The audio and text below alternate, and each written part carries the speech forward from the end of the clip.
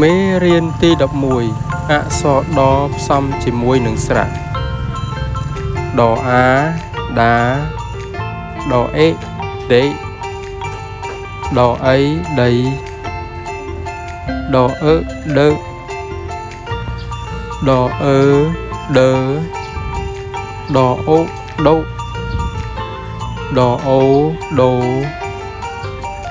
ដអ៊ូឌួដអើដើដអឿឌឿដអៀឌៀ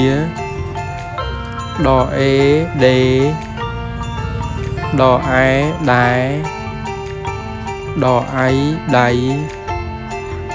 ដអោដៅដអៅដៅដអ៊ំដុំដអំដំដអាំដាំដអាស់ដាស់ដអោដុះដអេះដេះដអោះដោះ